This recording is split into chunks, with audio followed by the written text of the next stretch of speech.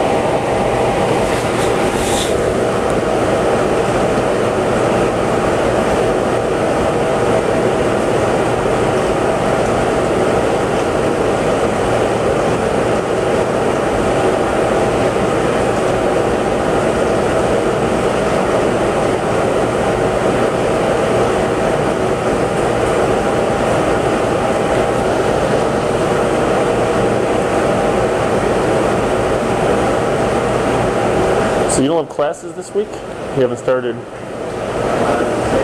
You haven't started classes yet? They start on the 6th. Cool. What are you taking your senior year? Anything cool? Right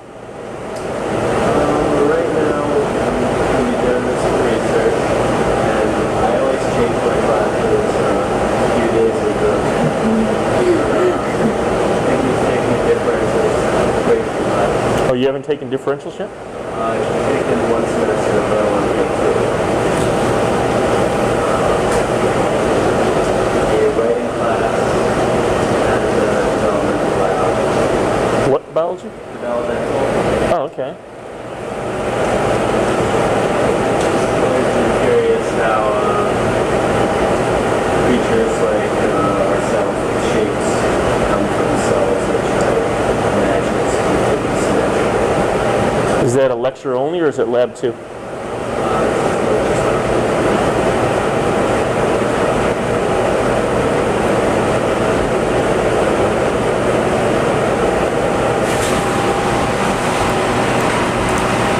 Okay, I'm going to hit stop because there's no reason for us to do mass calibration. Okay? Because we got to do.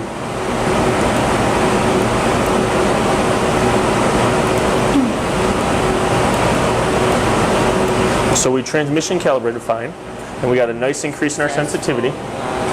Okay, we're about 30% more than we were earlier. Okay. So now let's go do excite.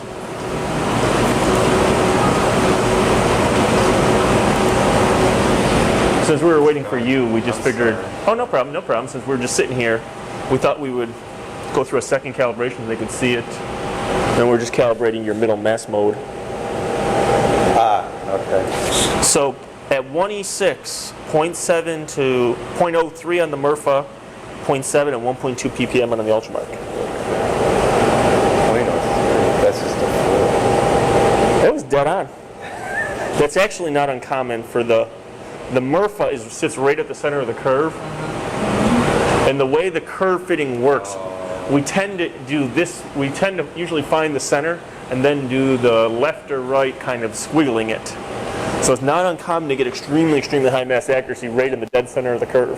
So in terms of ion transmission, is there anything we could do to sort of look at the actual peptide or the range of masses that we typically see and sort of tweak it out so we get the best signal? Does this affect the amount of signal or the... Oh yeah, well, thing is, you know,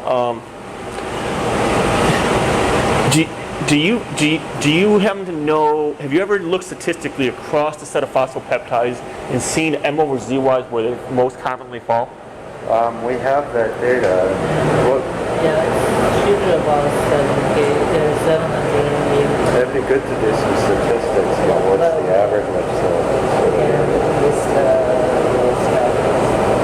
So what would do that in the database? Add the ability to view that in column format. Because I think sequence gives you this number, and then you have to take the proton away and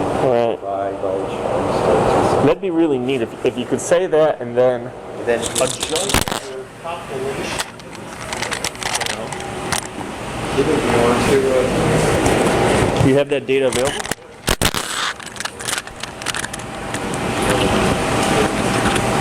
we were playing with that because we had a problem with some contaminant peak. Was it 371 that was killing us? Oh, thin wall tubing with organic solvent. It's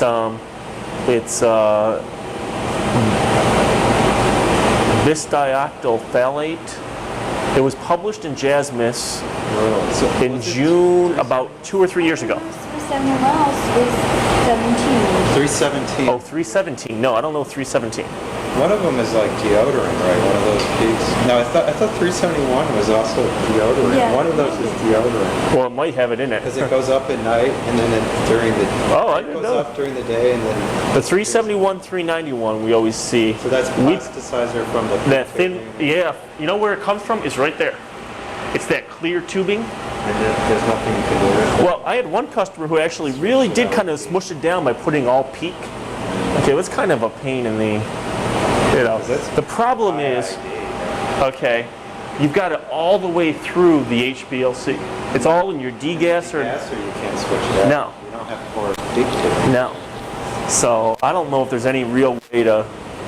He actually he got rid of his degasser and went to helium under pressure. That's a lot of damn work. So, but maybe he was interested in things that. Well, he was doing APCI work, okay, and he was working in compounds right between 360 and 400. So they were just killing them. We don't even acquire. We acquire. I never acquired below 400. There's too much crap from the mobile face, you know. Oh yeah, we were looking. Yeah, 317. There was a horrific pulsating mass going up to like E6. And you got rid of it? It just disappeared. Disappeared. But we adjusted things so that we were going from 400. Was it in your standards or or was it always there? Everywhere. Just run solvent. That's weird. So those kind of things that drive me nuts was when I can't is when all of a sudden they just disappear. It's like, okay, I didn't solve it. What did I? Is there a database of masses somewhere that would No. be really helpful? Yeah, it would be, but I've never seen anyone. Because they don't tend to fragment very well. and so No. that is a pain. No, a lot of them are very aromatic-y things, and they just don't go So with the these are crap. like plasticizers and material basically. Yeah.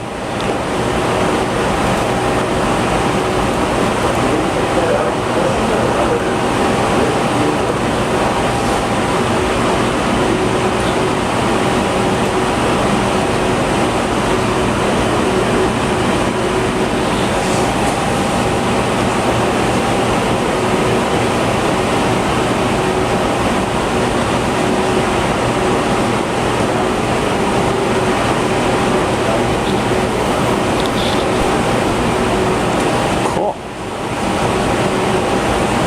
Well, why don't we also try, since he's kind of looking around at crap, and why don't we do 50 plus? Do we need this? Do we need to? Well, no, but since we're just kind of waiting around, I want to get them all calibrated once, so at least I know. If you guys don't calibrate them again, at least they'll be fairly close in the future. Okay. Okay. So we need to go to, I usually use 80 to 800. That's what I usually use.